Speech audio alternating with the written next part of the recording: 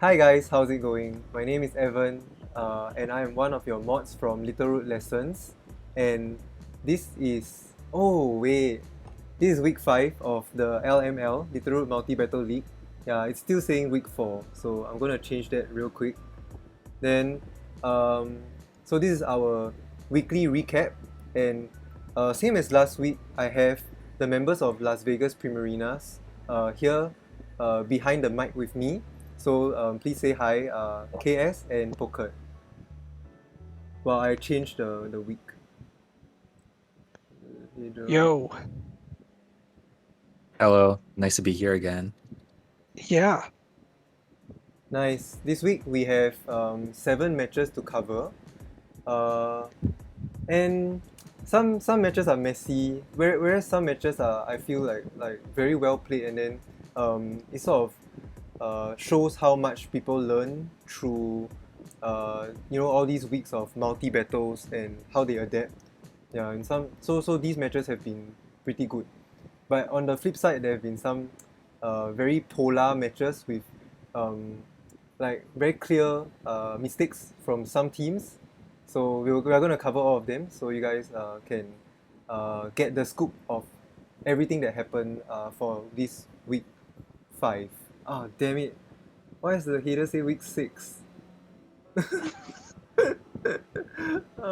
Where? Evan, why do you keep messing this up? It's 7 I a.m. don't in the even know. morning. That's my excuse. Did you It's 7 a.m. in the Did morning. you skip? Alright, everything is okay. Everything looks good now. Got the okay. So yeah, this week there are no trades because our trades are held once every 2 weeks. So this week is actually the week where we get to see if the teams that made trades actually put them into good use or not. Then next week will be another week for them to try for all teams to try and make trades and improve their teams. And then next week is week 6. We are coming very close to the end of regular season, so now is a good time. Reminder to all teams, maybe check look back at the weeks of battles and then see whether making trades might be useful to you or not. Yeah. Okay, so without further ado, I'm gonna start with the first match. I'm gonna shift this up. Oh dear. Okay, so this is Malcolm versus Puff Puff Pass. Is this me? Yeah, okay, so I'll go through the play by play.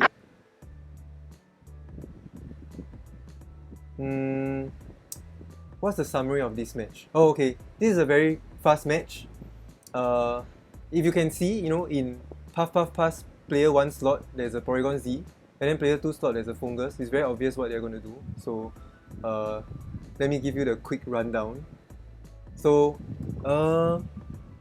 at the beginning, because I had footage from both sides, so I watched both perspectives. Then I heard Ethan say, no, I think it was just Taco. Just Taco said from Malcolm. He said, hi. He actually said hi, Evan, because I think he recorded it just for me. And then he said, we didn't get the last one, but we're gonna get this one because we have a crazy plan, and you're gonna be so shocked. And I think the crazy plan might have been Life Orb Urshifu and Screens Bulu, which is very interesting. But in the end, it didn't play out. So this is what happened. The leads were Tapu Bulu and Vanillux from Malcolm, and then Porygon Z and Fungus from Puff Puff Pass. Very obviously wanting to Dynamax Porygon in the player 1 slot immediately with Fungus's support of Rich Powder. But in front of a Vanillux, right, Puff Puff Pass was quite smart. They went for the Protect on Fungus. And the Porygon Z just went straight for the Life Orb Max Strike onto Tapu Bulu for the clean 1-hit KO. And then Vanillux goes for Blizzard. Vanillux goes for Blizzard and does 30% to the Dynamax PZ. Then Urshifu is forced to switch in for the Bulu slot, but then it actually hard switches out to Clefable, probably hinting that it doesn't have the Sash. But then Fungus went for the Rage Powder, to redirect Urshifu's close combat, and then PZ just max strikes into the Clefable for another Oko, no Sash there. Then Vanillux goes for Blizzard, and luckily it crits the PZ. So now PZ is down to 20% health at Dynamax. Fungus is down to 30% health. So one more Blizzard should seal the deal, right? Then Urshifu switches back in. Yeah, so Urshifu is actually faster than PZ, right? So the Urshifu actually went for max. Yeah, I think Malcolm might have been a bit flustered there. So they maxed the Urshifu in front of the PZ. Went for max knuckle into Fungus Rage Powder. And it doesn't take the KO. So Fungus still survives, allowing the PZ to go for max strike and kill the Urshifu because the Urshifu was live orb. Then Vanillux goes for Blizzard and finally KOs both. So instead, like if Urshifu actually went for Malcolm timed out here. So if Urshifu went for like maybe max airstream and killed the Fungus, Or max guard. yeah, maybe, yeah, true. So Max guard ends that, right? So Yeah. you get 2 KOs from Vanillux. yeah, that's true. So yeah, so I think they just timed out there and then they went for the Hail Mary max knuckle, and then that was the worst play of all. So so now Vanillux was alone on the field, and then two mons were KO'd on Puff side. So Mimikyu and Metagross switch in, and then Vanillux is threatened by Metagross, so he hard switches to Driftblim and reveals the Grassy Seed. And Driftblim survives Metagross Meteor Mash, but then Mimikyu went for Trick Room. And Metagross is now threatened by Driftblim, kind of. So they played very defensively, although they were up, it's a 2v1, like they can just click attacks and then try and whittle down Malcolm's the player 2 slot, right? But instead, Metagross switched into Scrafty, playing defensive, and then Driftblim also switched into Arcanine. So the Intimidate went off into the Scrafty. Then Mimikyu went for Shadow Claw, and then it crits the Arcanine because Mimikyu is at -1 attack, and it does 45% into the Arcanine. Then the Mimikyu switched into Toxapex, and then the Scrafty fakes out the Arcanine. And then Toxapex reveals a very cool tech with Haze. So it will negate Scrafty's Intimidate drop, and then Scrafty went for Close Combat. Hits Arcanine to 5%, just missing the KO. Then Arcanine eats the Citrus Berry and went for Snarl into Toxapex, presumably. Yeah, not into Scrafty, right? So the Toxapex went for Sludge Bomb, and then Scrafty actually went for Ice Punch, predicting a Driftblim switch, and just missing the KO on the Arcanine again. Then Arcanine goes for Heat Wave, he misses Toxapex and chips Scrafty a little bit, and then Trick Room ends. Then Scrafty goes for Protect, the Arcanine went for Burn Up into the Protect, then Sludge Bomb from Toxapex takes the kill on Arcanine, 1 kill for Toxapex. And Vanillux switches in, we are out of Trick Room now. The Scrafty hard switches into Metagross, the Vanillux goes for Blizzard, and then Toxapex goes for Sludge Bomb. Then Vanillux was at full health, so now the Sludge Bomb chipped it a little bit. Then he went for Aurora Veil, then the Metagross Meteor Mash easily KOs the Vanillux. Driftblim is the last mon remaining. Metagross switches back to Scrafty, then the Driftblim Will-O-Wisp into what was Metagross. Then Toxapex Sludge Bombs into Driftblim and gets the poison. So after that, all they need to do is protect. Then the Hail Chip and Poison Chip will kill Driftblim, and then I think Toxapex gets another kill. So very commanding win from Puff Pass, although it takes all the way to 13 turns to seal up the game. This shows that even if you Dynamax a very strong oppressive mon on turn 1, you take 3 KOs, right? But you still need to use the remaining tools to kill the other 3 mons, and then that might take some time as well. So there was still some room for Malcolm to fight back. I think they made interesting switches to try and keep in the game, but ultimately falling prey to Dynamax PZ, 3 full turns of Dynamax well used by the PZ. I think like it was very difficult for them to get back in the game at that point. Yeah, so that was the game. Okay, it was very clear cut, right? Like, what thoughts do you guys have? Yeah, the PZ was too dangerous. So right? Keaton, you guys can still trade on week 6 and week 8, which is this Friday. Okay, Joe, I cut you off. Sorry. No, it's okay. Yeah, they didn't really have anything for PZ because just every switch in they had just got one shot, and then like the Vanillix Blizzard was obviously doing damage, so it was kind of risky on Puff's end because leaving the Vanillix in meant you could get frozen by the Blizzard, which obviously is not like in their favor, but it's also kind of a decent chance that it could happen. So if your PZ gets frozen, that could be their out. Yeah. That Yeah, makes sense. and there's a clear max guard there, right? Because you there was one last mon in the line, right? So they clearly want to clear out that side with the strike on Urshifu. So if they had protected, they keep their max and could go back on the offensive. So Yeah, that would have been really cool. Then, maybe they intended for Urshifu to Dynamax with the life orb, and then that should be able to Oko, like it takes out maybe, Metagross, it takes Metagross, out Scrafty. yep. So, I think that was a misplay. If Malcolm actually went for the max guard and then took the double KO from Vanillux, then it would be a very different game. It would be very interesting also. Yeah. So unfortunate, like they prep light clay Tapu Bulu. You guys can click on the Poke Paste, it's quite fun. Then but it didn't happen, and then the Clefable also didn't help. I think like KS talked about the lines right last week in player 1 and player 2 slot. See, in player 2 slot they had Genesect and Driftblim. But then Puff is like, okay, then the PZ is free to max strike into the player 1 slot. I don't even need to worry. Exactly. Yeah, so Yep. that's something that you guys have to really take note every time you start planning for your matches of the week. Yeah. So interestingly, Mariel and Runerigus just set out.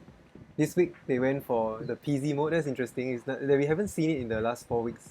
So it's quite fun for Puff to get to show it off. Yeah, okay. Then that was a very quick match. Yeah, I think very clear, very straightforward. Still, there's always improvement to be made, and then there's always a way to fight back even though you are down 0-3, right? Within maybe 3 turns. So here's a lesson to learn that like it's a 6v6 battle, and there's always a way to turn the tables around. Then shoutouts to both sides. Nicknames, I have no idea what they mean. Yeah, we have the return of Fuja Balala the fungus. Yeah, the Malcolm saw it and they laughed. Yeah, they were very proud of Vanillux, the good cone, the Vanillux, because it was really a good cone. Oh yeah, it did good. Yeah, I managed to take down Too the bad. PZ. Yeah, we didn't see any little booger this time, but Yeah. makes sense. Why was Arcanine Coinbase? Not sure. Very interesting. Yeah, Like Dogecoin? maybe. Well, Coinbase is the place where you can buy and sell Oh. different Oh, I understand Driftblim's nickname. digital coins. Driftblim's nickname is the face of Driftblim with the X. Yeah. And then Scrafty is he's crafty. So cute. So PZ like he's finally on the kill leaderboard now, since this is the first time Puff maxed PZ, and he has 3 kills, so not too bad. But 3 kills is not as good as 6 kills, right? So this shows that even a very strong offensive attacker in PZ still has its limitations, and as long as you target it down during the 3 turns of Dynamax, then you should be able to get it handled. So that's it for... Well, taking 1 KO for every turn of your max is also a very good job on their end. Yep. Yeah. So now Malcolm's at 1 and 4, and then Puff is at 3 and 2. Not too bad. They had a pretty rough start for Puff, and then now they're up 3 and 2. Okay, next up we have game 2. This is your team, Primarinas versus Omanytes. I think this is a match that you guys were very nervous going into, right? So let's get the play-by-play from Joe. Okay. Oh, yeah, I would say it was featuring KS's dogs. Yep, apparently. Sorry. Okay. That's good. Here we go. Yeah, so this was one that I was personally nervous for because going into like the league, we thought that the double genie was a pretty like difficult matchup for us, so we make sure to prep very thoroughly for this one. And then as far as the leads go, we went with Dragapult Zeraora against their Landorus and Thundurus. So there's a potential Landorus max on that turn, so we decided to fake out into the Thunderous and just go for Dragon Darts. As a Landorus clicks Earthquake, and then they ended up taking our Zeraora down to Sash and critting the Dragapult, taking it down pretty low. And then turn 2, we switched Zeraora into Togetic, and Thunder Waves the Dragapult, and then Landorus ends up KOing the Dragapult with another Earthquake. Turn 3, Audino comes in for the Dragapult, Thunderous switches out into Sableye, and Togetic protects from a Landorus Rock Slide, which ends up flinching the Audino. Turn 4, Sableye fakes out Togetic, Landorus Rock Slides again, but this time Audino doesn't flinch and it sets up Trick Room. Turn 5, Audino Baby Doll Eyes the Landorus, Sableye encores the Audino, which is cured by Mental Herb, and then Togetic goes for a Dazzling Gleam, which did decent damage. Turn 6, double switch from their end. They took out Sableye and Landorus for Lucario and Volcarona. Togetic on our end switches out into Volcanion, and the Audino Baby Doll Eyes the Volcarona on the switch. Turn 7, Lucario switches back into Sableye. Volcarona protects from a Thunderbolt and Steam Eruption double up. Turn 8, Sableye fakes out the Volcanion who maxed, and then Thunderbolt and Max Geyser is able to KO the Volcarona as Trick Room ends on that turn. Turn 9, Landorus comes in for Volcarona. Audino switches out into Swampert. Sableye tries to encore the Audino, but it fails because of the switch, and then Landorus maxes and max quakes the Volcanion without KOing it, and is KO'd in return by Max Geyser. Turn 10, Serena comes in for the Landorus. Sableye misses Will-O-Wisp into Swampert. Power Whip doesn't finish off the Volcanion, and Max Steel Spike plus Ice Beam from Swampert KOs the Serena. After that, the Sableye ends up Will-O-Wisping the Swampert, but it was by itself, so it gets KO'd by Steam Eruption from Volcanion. And then Volcanion goes down to its own Life Orb, bringing in Zeraora. Zeraora quick guards from the Lucario Vacuum Wave to end up saving itself at 1 HP. And then Swampert is able to KO that with Earth Power, and from there Zeraora KOs the Thunderous as the last mon with Plasma Fist, and that was the end of the game. Yeah, so it was 2v1 against the player 2 slot, the Thunderous, Sableye, Lucario. Right. Yeah, so I think you guys did well in targeting that one slot. I don't know whether it was intentional, right? Targeting the Lando, Serena, Volcarona slot hard. Just so happens that you guys had the tools to do it. Initially not. It was just like getting chip at the start of the game, right? And then after that, there was one point where we were about to target the Sableye, I think, and then we just end up deciding like we could possibly just end up taking one of their sides right now, so we just did that instead, right? Yeah. Yeah. So, like, a couple of things, right? So, I was afraid of Volcarona Struggle Bug. Yeah. So, I just wanted to get it off the field so that Volcanion could do more work. And then we started off very bad, right? So, the beginning of the game was actually very much in favor of the Omanytes. So, we were able to get ourselves going in the mid game once we got Volcanion out, and Volcanion was able to bulk through even when it wasn't in Trick Room, and even though we couldn't get our heal pulses off because of Sableye. Yeah, I thought that Encore was kind of interesting. So it kind of Encore was kind of smart, right? Yeah. Because they thought it would go into Trick Room, but then our Audino was slow enough that the Baby Doll Eyes went first, and we also just happened to go for their priority move that time. Yeah. But we also knew that it was coming, right? So, because we found out from the Mental Herb that it had Encore. Not the first time. Like, even if we didn't have Mental Herb the first time, it still would have Encored into Baby Doll Eyes. Yeah. But the second time, it was just like, we could switch out. Exactly. Yeah, it's a good thing though, because if like your Volcanion was low health, and then maybe you were forced to heal Pulse, right? Then you would encore the Trick Room. Yeah, exactly. So that was a very interesting interaction. And then we made Swampert special. Yeah. We actually made like everything kind of special except for Dragapult and Zeraora. So the first time they were all special pretty much, and then we ended up just being like, we can have physical Dragapult still. Yeah, because we were okay with letting Dragapult go down, right? So that's why. Yeah. Anyway, also from the Omanyte side, you can only see 1 kill. Although the differential is 0-4, it means they would have gotten 2 kills, but then the Volcanion, kill itself to life orb damage. Yeah. Yeah, They we could didn't. have They could have could've claimed on preserved Serena, that. right? Yeah, we could have preserved that too. So we could have gotten the 5-0, but Maybe. I have to say they definitely did like all they could to win. It was Mhm. like a very difficult one this time, and then uh, like obviously the rock slide flinch was annoying, but I was kind of thinking in my head like this is gonna flinch right now, so kind of had to have a backup plan there, and then it ended up working out the second time. But yeah, like either way, they definitely did most of the plays pretty correctly, I would say, on their end, and like they did all they could to try to win, and it just ended up not working out.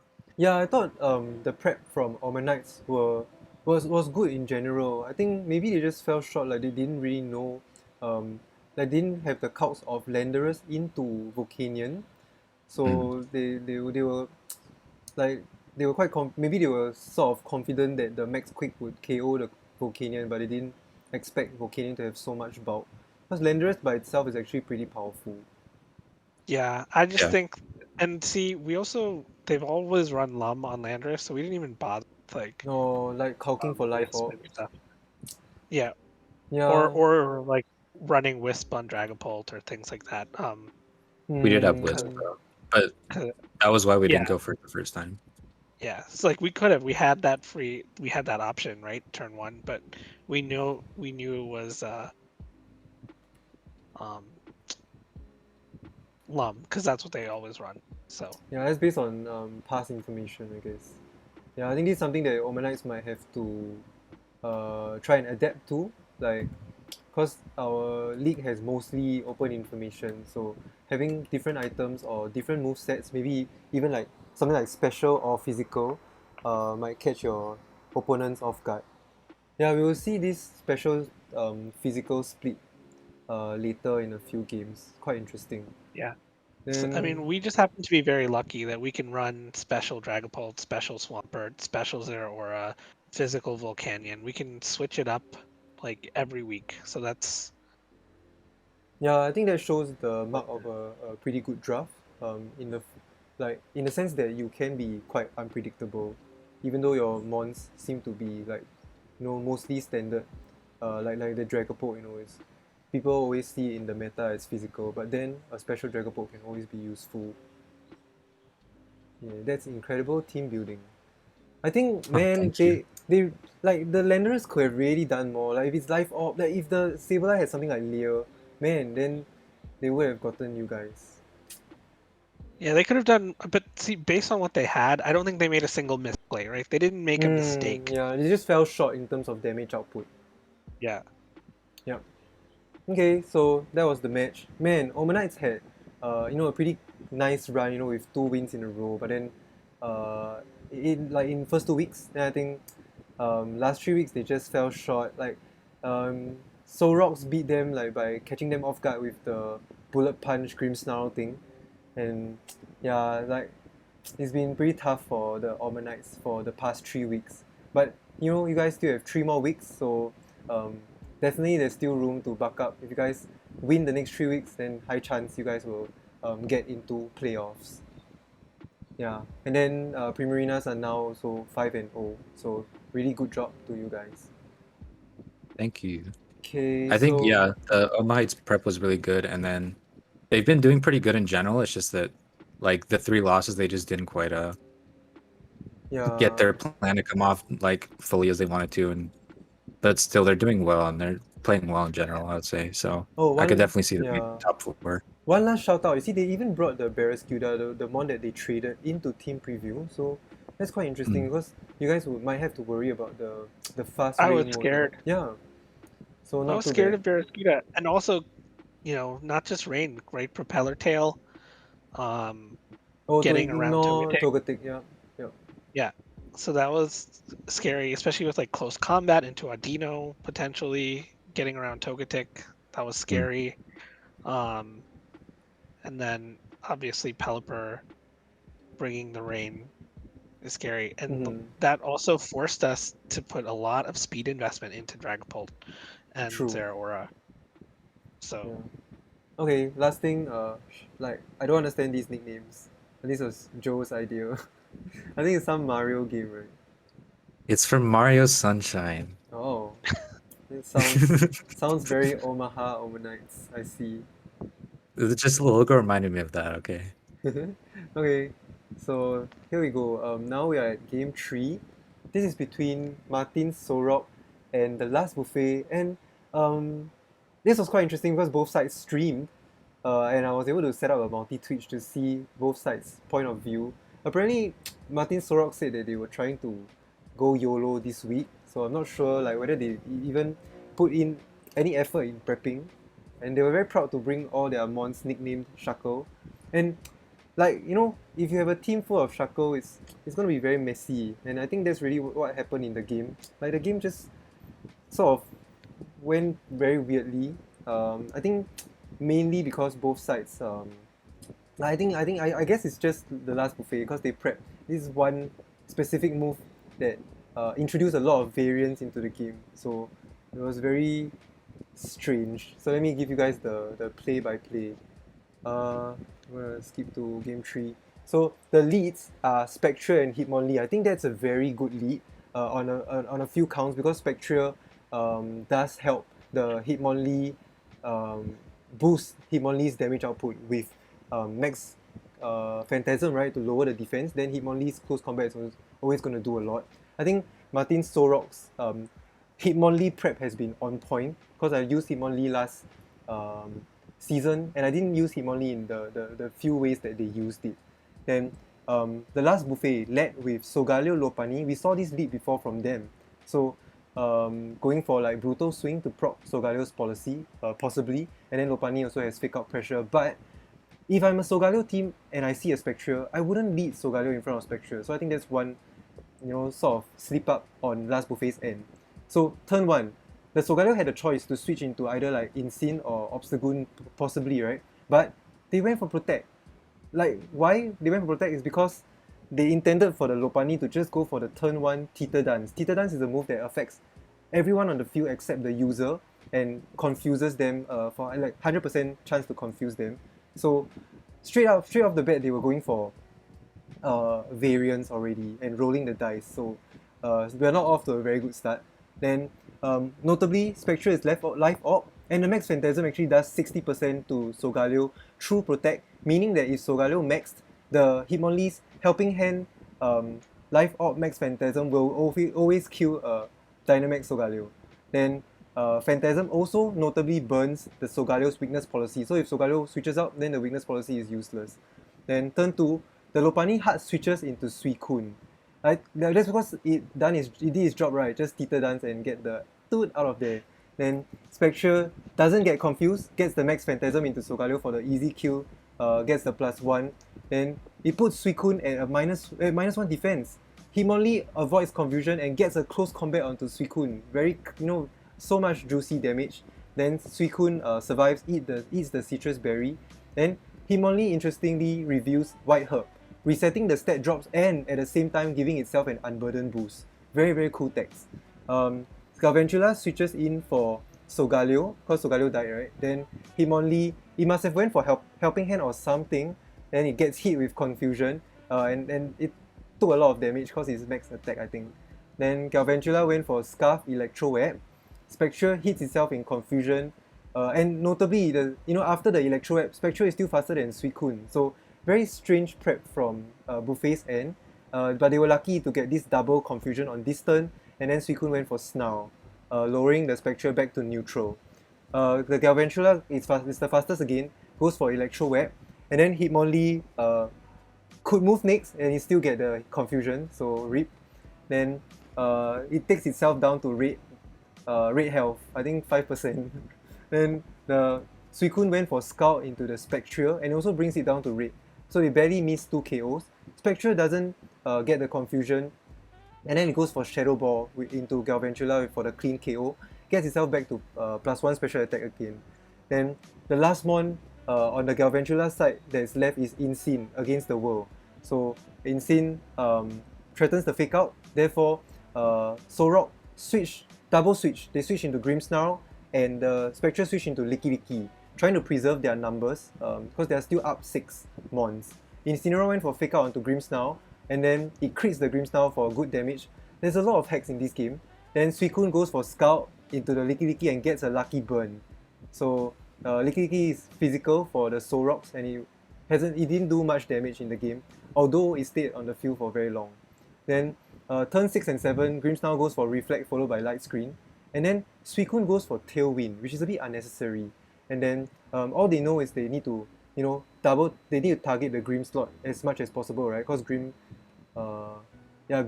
has one more down, and then I think there's still one more in the back that could be easily targeted. So I feel like Buffet, maybe they just ignored the Licky Licky. They went straight for the Grim with Scout, Flare Blitz. Then Licky Licky reveals Brick Break into Insane because they also know that Insane is the last slot to take down. Then on turn 7 is actually Insane's turn to max. I think this was a important key point to make. It can max, but it doesn't. So it just keeps getting whittled down by the burnt Licky Licky, slowly but surely. And then the double up kills the Grimmsnarl. Then turn 8, Absol switches in for the Grimmsnarl, and Absol smartly protects because Suicune went for Scout and Insane went for U-turn. Yeah, then just to allow Licky Licky to keep chipping both mons down, instead of going for the Brick Break onto Insane, he actually Brick Breaks into Suicune and gets a crit. So at this point, Suicune and Insane, I don't think there's any hope for them to max anymore because they are in the yellow. And then on turn 9, I wrote here, Insane still doesn't max because there's if it maxes, maybe it can just do some stuff with that double HP. Then Suicune actually went for Protect, which is unnecessary. Absol went for Sucker Punch into Insane, interestingly. And then Insane actually crits Absol with a U-turn. Then Licky Licky went for Brick Break to easily KO the Insane. No, oh my gosh, still barely KOing the Insane. Insane still at 5% health. So my point again, at any point Insane could still Dynamax with a lot, good amount of health, but it didn't. Then the Hitmonlee was the last mon on the Absol side. He goes for Fake Out into Suicune. That was a blunder on Solrock's end. Yeah, I don't know, there's just too much hacks, maybe they didn't know what they were doing. Then the Suicune still went for Tailwind, which is unnecessary. And then Insane went for Snarl because the Hitmonlee was down to 2 HP. They just want to do good damage instead of going for Flare Blitz to hit themselves in recoil. Then now it would be a 1v1, right? Whereas we have Licky Licky, Rotom, and Spectral remaining. And then the Suicune slot only has 2 mons. So the next few turns were a very weird struggle as Buffet tries to figure out who the last mon is. So they were thinking, oh, do I max the Suicune? But I'm scared of the Gastro switching with Storm Drain. But at last, it's Rillaboom. And then Suicune and Rotom against Rillaboom alone, right? It's impossible. So Solrocks have the numbers 3 to 2. And then at that point, the 3-minute timer started to show up, and there's nothing much the Buffet could do. So Solrocks managed to win by numbers. That was quite a mouthful. That took about 14 or 15 turns, so it's a pretty okay, this is the sort of the amount of turns that each multi-battle should get. But overall, there's just so much weird hacks, and then there were crits everywhere. There was a lucky burn, and then there was some confusion hits. So I would say in terms of entertainment, this match is up there, right? Because we could see both both teams' perspectives. But I think in terms of skill and prep, this match is one of the worst in the league so far. I'm sad to say it. Yeah. So yeah, it was very funny though. Yeah. We made the team in 10 minutes and we spent 15 minutes prep. Man, you guys are crazy. Yeah, but then I guess still the Spectral plan is very clear cut. So I think still going for it, trying to make full use of the Spectral Dynamax, I think that's still a good plan. So I can't discount that. Yeah. Yeah. I thought it was kind of weird that they didn't lead Instant into this. Yes, exactly right. Team in general, and then on last Buffet's end, it was kind of almost a plan, but it's not quite a plan. Like their plan was just to click Teeter Dance and confuse all the mons on the field, also confusing me. Yeah. That was their whole plan, was just to hope for like hitting themselves, I guess. And like, you know, when you do something like that, you have to assume that you're not going to get all the confusion hits, right? So their backup plan was like the Scarf Galvantula Galvantula. comes in and Electrowebs, but then they weren't even fast enough. And then they were really sure, I think, that the Gastrodon was in the back instead of Rillaboom, right? So they preserved the Rotom Max for that, Yeah. and then because the Rillaboom was there, they just couldn't do anything about the timer. Yeah. I just want to Yeah, shout I out. mean, Sorry, I just want to shout out real sorry. quick. This Spectra Hitmonlee lead is very smart. Like, correct me if I'm wrong. I think this is the Great Sleepy One's idea, right? Because if the opponent leads Incineroar, then Hitmonlee procs the White Herb, then he gets the Unburden. Then Spectra can just max Phantasm. Hitmonlee can just spam um, Close Combat into the Solgaleo slot, because the Solgaleo slot, if you can see in player 1, their last mon is Obstagoon that they didn't bring, and then that slot is generally weak to fighting or Ghost. So I really like the Spectra and Hitmonlee lead idea, and I think it really just helped the team sort of solidify the win despite having all those confusion hacks or even scout burns. Yeah. Okay, KS. Yeah, I mean, I just think the turn 1 it was free to switch to Ensign, or yeah, if they had Ensign, right? So it's a free switch, right? To take the, you don't want to let Spectre get going, right? And if you wanted to do Teeter Dance turn 1 and protect with a, then don't you want Solgaleo in the player 2 slot? Like, if you know you're gonna Teeter Dance I guess it was just and a bait, protect, right? Bait the Solgaleo Max turn 1 and then Teeter Dance instead. I guess, but then you bait and you switch out, right? Because if Yeah. then you Like I have 2 said, it was turns of almost a Solgaleo plan. just sitting on the field, Mm. not doing anything Yeah. because it's slower than everything else.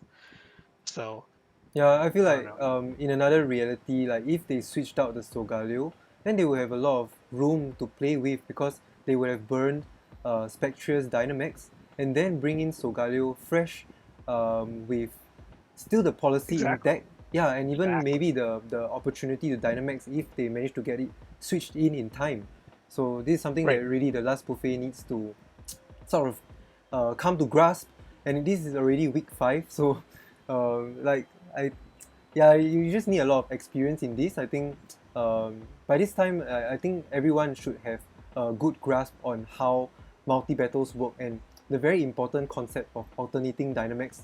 I think that's something that you really need to like get used to get better at Right. this format.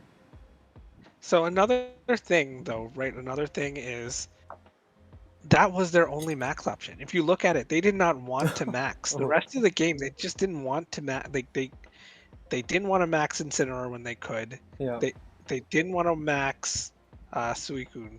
They they had to at the end max Rotom, but they didn't want to max anything except Solgaleo. So when you just let it die like that, then I mean, you could even, I don't know, if you wanted to Teeter Dance, you could have like max guarded and mm-hmm. then Teeter Dance as opposed to protect. Then you already have your max, and Solgaleo's not sitting there non-Dynamax, and then they'd be worried that they don't KO Solgaleo there, and Yeah. then Solgaleo has like, or they hit themselves, and Solgaleo can like do a lot of damage then. So I The, don't know. the thing about their And you were team, also looking at the Solgaleo moveset, where they don't need the yeah, psychic move, right? yeah, Zen headbutt. Yeah. I So was about to say, the thing about Last Buffet's team is that it's generally very bulky with very, very good damage control options and speed control options like Snarl, Intimidate, Electro Web, but they're just not using it well and um, not being sure like at, at certain points of the game which mon is good to Dynamax. Because sometimes this might also be a team where um, like it's the standard good stuffs team. All the mons actually have the opportunity to Dynamax and even do good damage despite having not very high offense stats, right? Yeah, so I really think that you can see that the Incineroar even got 3 kills by itself without Dynamaxing.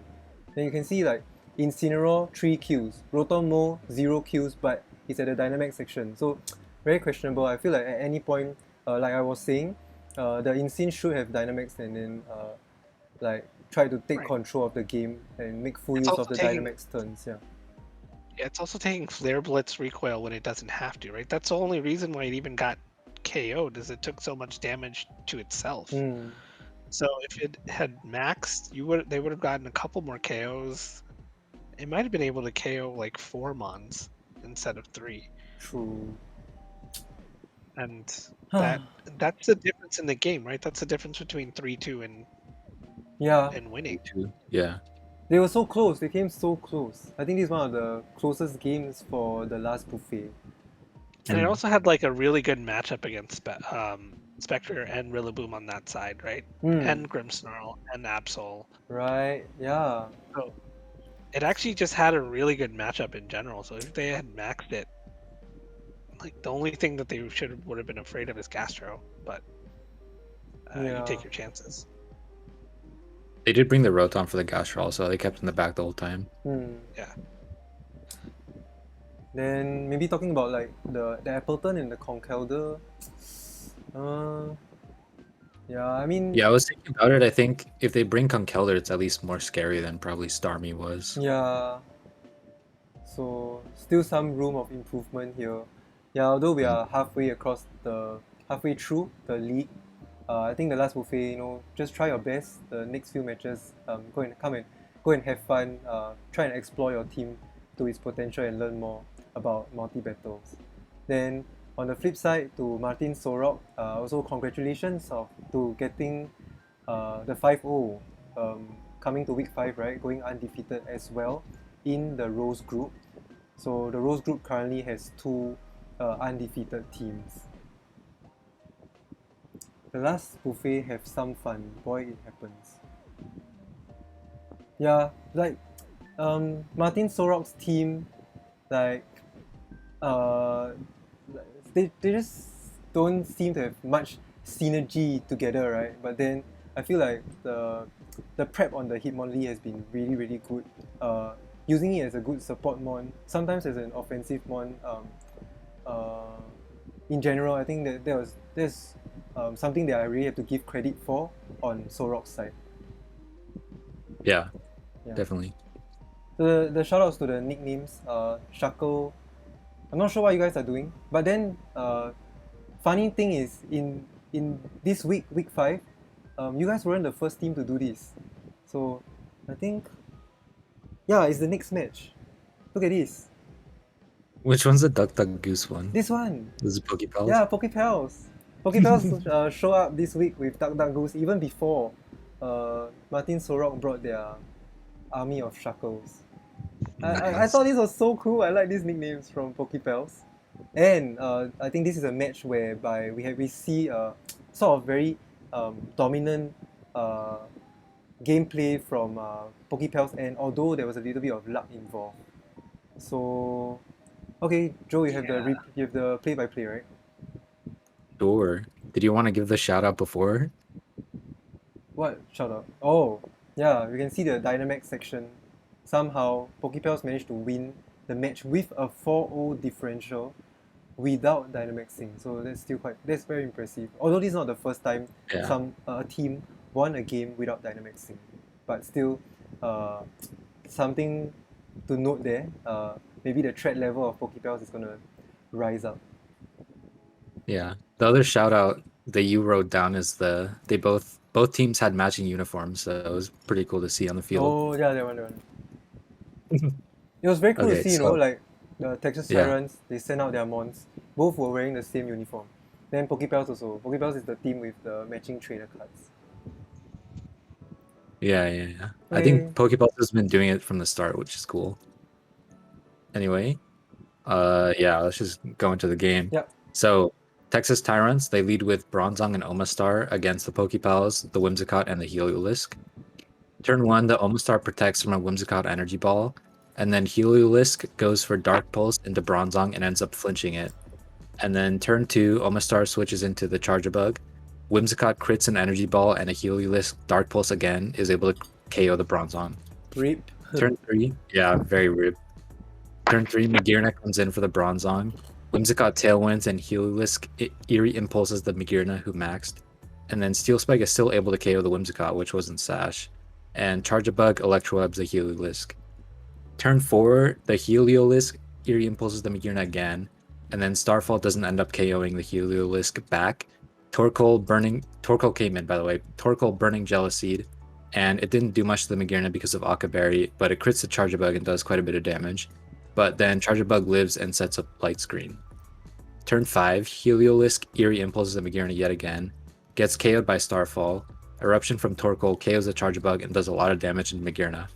After that, Nuzleaf comes in for Heliolisk, and Purloin comes in for Charjabug.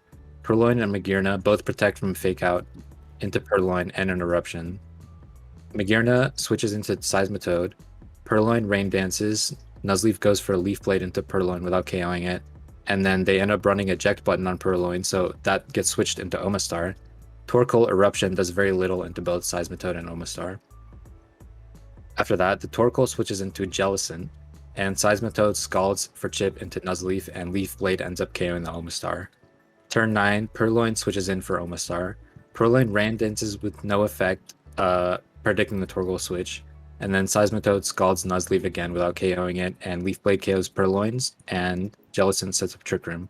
So after that, it was only the Seismitoad slot left, which is easily KO'd by the Jellicent Giga Drain.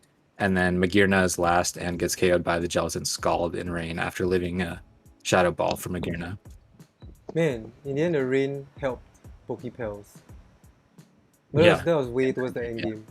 Yeah, one thing I really appreciated was the Whimsicott going for Tailwind, even though the Heliolisk was the fastest on the field. But then they brought in the Torkoal, and I was like, wow, okay, you Tailwind for your Torkoal. I think that's quite interesting. I think something that maybe they didn't intend to do, but it worked out pretty well because the Torkoal really threatened Magearna and Charjabug with a lot of damage. The thing is, I was thinking that the Trick Room Tailwind, like double kind of speed control thing was really cool, but then their Torkoal didn't end up outspeeding Magearna, right? Yeah. In Tailwind, so it didn't really like completely work out, but it was still a cool idea. And then obviously Torkoal wasn't going to take much from Magearna most of the time, especially after all the Eerie Impulse, so Torkoal is free to just go for... Eruption. I'm not totally sure why they Burning Jealousy the first time instead of Eruption, but True, yep. still fine. And then they just click Eruption after that, and it was good. Yeah, the first time they clicked Burning Jealousy, they realized, actually we didn't need to do that. And then you could see, you know, like in turn 2, the next turn, they went straight for the Eruption. So, pretty cool.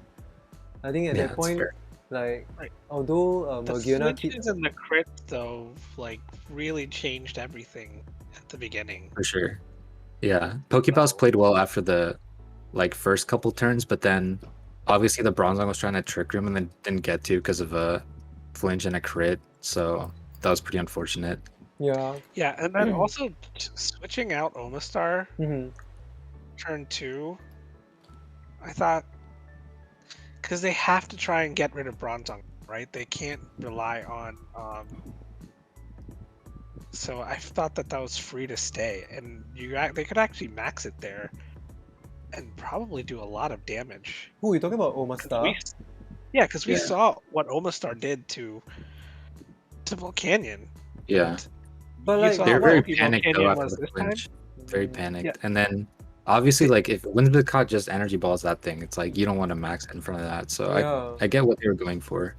But see, the thing is, like, you can kind of feel safe that they have to try and double up Bronzong. There's no choice. Oh. So That's interesting though, I'm not sure.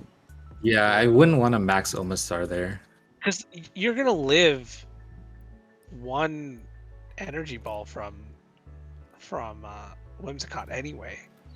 I don't They know. still have I feel Nuzleaf like to come in as well. I feel like If anything, I would have done Seismitoad. maybe. I feel like, just feel like they had a overall, free Omastar. yeah, I just want to Or say they I had a think, free attack. I just want to say, I think overall, it's just the leads from Texas Tyrants that are very, very iffy because Pokepels has 2 grass types.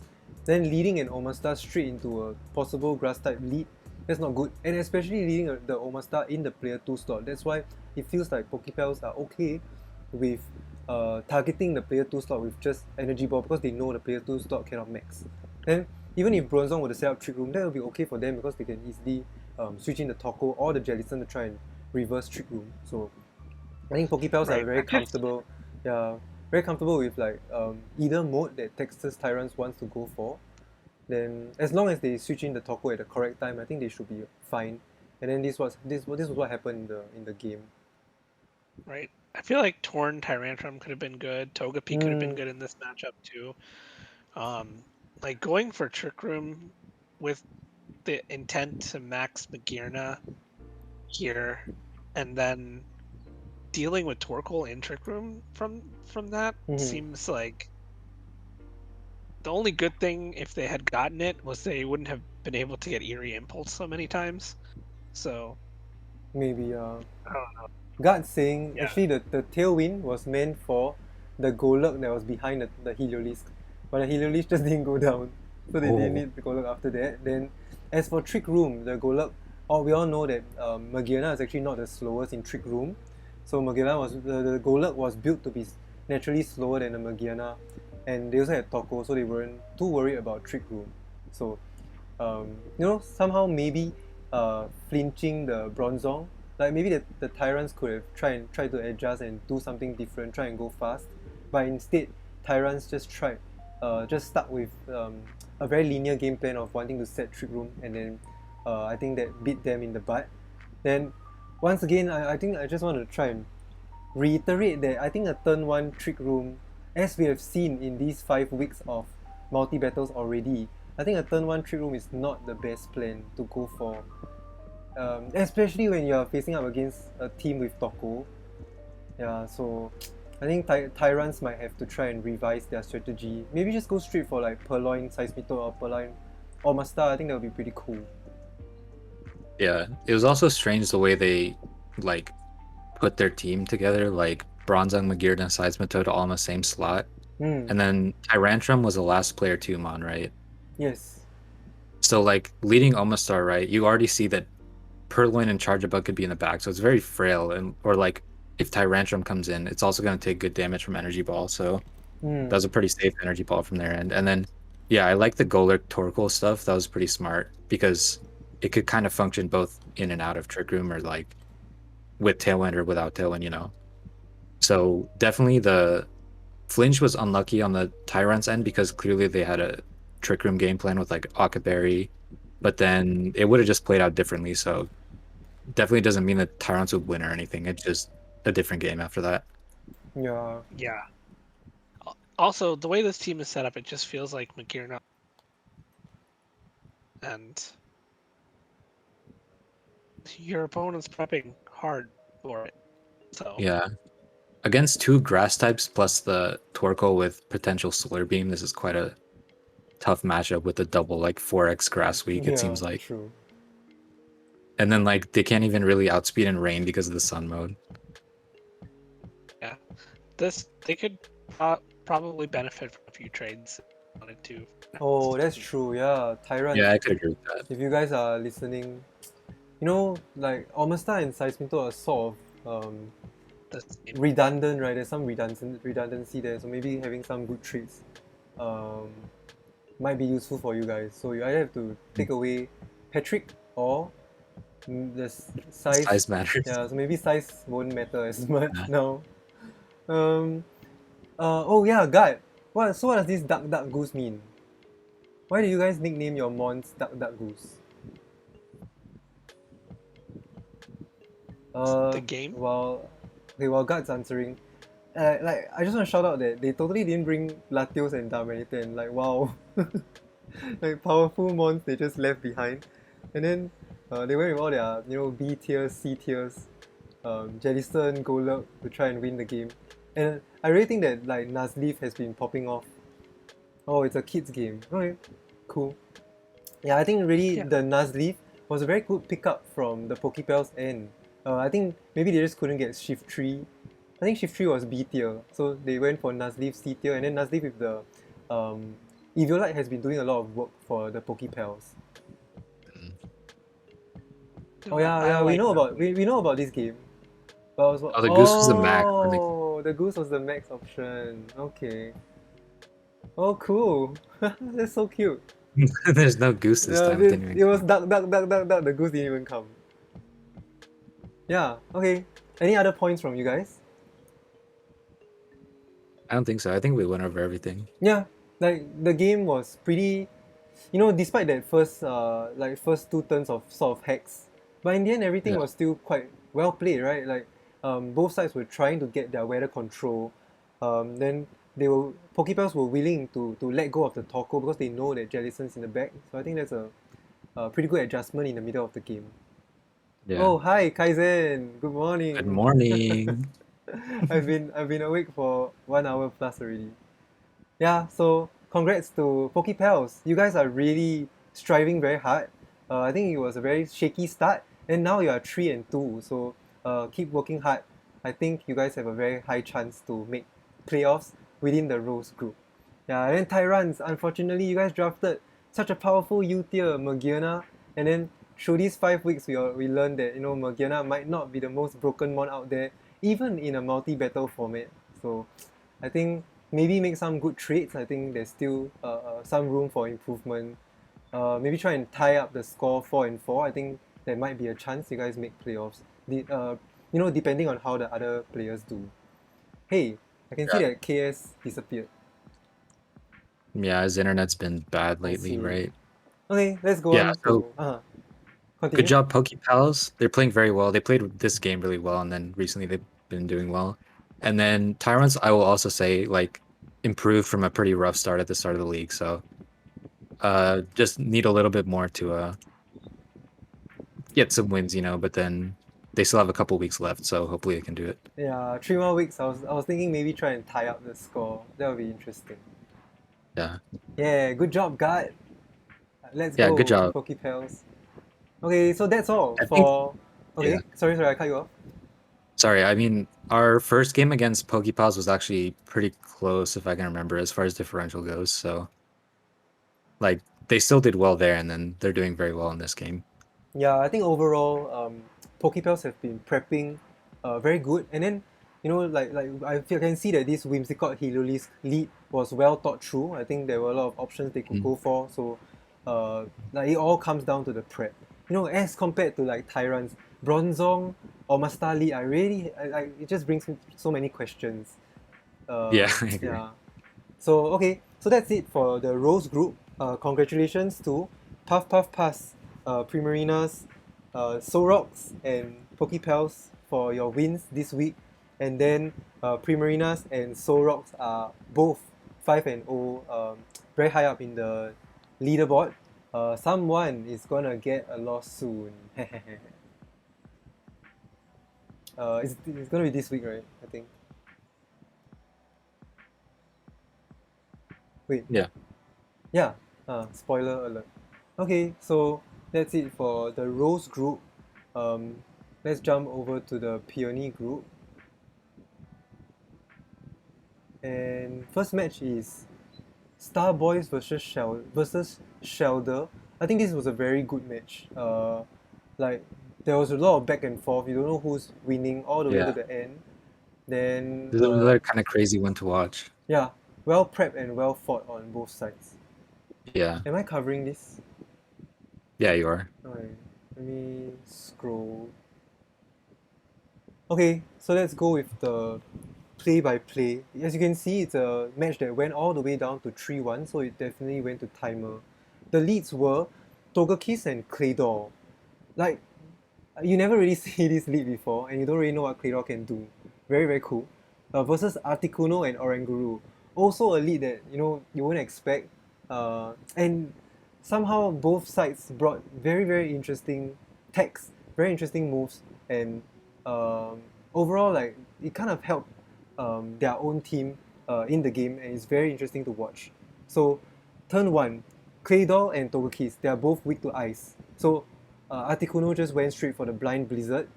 but then Claydol hard switch into Blastoise. So the Blind Blizzard actually hits both, and then yeah, it chipped a little bit on the Blastoise. Then Togekiss went for Mystical Fire onto the Articuno. Not bad, good move. Whereas Oranguru, instead of going for Trick Room, it went for Light Screen. Then Togekiss hard switched into Blaziken, not wanting to take another Blizzard. But then Blastoise faked out into Articuno. I think they were trying to reposition there. And then the Articuno wanted to go for Tailwind but couldn't. And then the Oranguru goes straight for Reflect. So Shellder really had in mind to use Oranguru to set up both screens, I think with the Light Clay for the long run. The Blaziken moved first in the next turn. It went for Flamethrower into the Articuno. It outsped, and then revealing that Blaziken is special, it KOs the Articuno with Life Orb. Then Blastoise went for Liquidation into the Oranguru, revealing that Blastoise is physical. So you usually think that Blaziken is physical and Blastoise is special, but this was the opposite for STARBOYS. Then the Blaziken managed to get the defense drop with the Blastoise managed to get a defense drop with Liquidation. The Oranguru went for Psy Shock into the Blaziken but doesn't get the KO. Then at the end of the turn, Blaziken gets a speed boost. But in turn 4, Ileki switched in for Articuno, and Ileki is definitely faster than a +1 speed Blaziken, so Blaziken had to protect. But this turn is so iffy, the Blastoise Dynamaxed in front of a Regieleki. Like, I don't understand. But then Regieleki, instead of going for straight up Thunderbolt into Blastoise, I think STARBOYS can count themselves lucky because Ileki went for Electro Web, trying to do cheap damage to both mons, and Oranguru revealed that it's faster than Blastoise. That's quite surprising. And he went for Instruct. So 2 Electro Webs went into Blastoise, I think chipping it down to less than 50%. Very careless Dynamax Blastoise. Then yeah, like if Ileki were to go for Thunderbolt, Instruct, Thunderbolt, that's the end of their Dynamax, and then I think that's GG. So the Blastoise was lucky and it went for Cannonade into Ileki, and that doesn't kill because Oranguru got a Reflect up. So turn 5, Ileki was scared that +2 speed Blaziken might outspeed, so Ileki went for the Protect. Then Blaziken went for the Flamethrower into Ileki's Protect, and then Oranguru's Psyshock kills Blaziken, followed by Blastoise Cannonade killing Oranguru. So at this point, there was Cannonade chip damage, but Regieleki was still alive. So Cryogonal switches in for Blastoise, and then Moltres Gala switches in for Oranguru. Just so happens that it's Moltres' turn to max. So Moltres just Dynamax. Cryogonal, very cool, went for Ice Shard to KO the Ileki, since nothing can outspeed Ileki, only priority moves. Very good tech there. And then Moltres went straight for Max Darkness into the Cryogonal. It crits, but it doesn't kill. And then Blastoise finally got its last max move off, doing Max Cannonade into Moltres, but doing only 20% damage. Very sad physical Blastoise. The Groudon is the last mon in that slot. In which slot? The Ileki slot. Then then the Blastoise hard switched into Claydol on this turn because the Moltres was still max, right? Then Groudon went for Protect from Cryogonal's move, I think, but Cryogonal went for Rain Dance. Then Moltres went for Airstream to KO Cryogonal. So I think the last slot for Cryogonal is Togekiss, right? So Togekiss came in. Moltres still had one more max move. So Togekiss went for Protect. Then Claydol survived the Max Darkness because of the Cobra Berry. Very good prep. And it went for Trick Room. Whereas Groudon revealed Iron Head into Togekiss Protect. So in Trick Room, Togekiss is actually faster than Groudon. I think also because Moltres went for Airstream, right? So now the first turn of Trick Room, Moltres went for Protect. Claydol actually revealed Eerie Impulse. Man, this Claydol is busting all sorts of weird techs into Moltres, but hit to the Protect.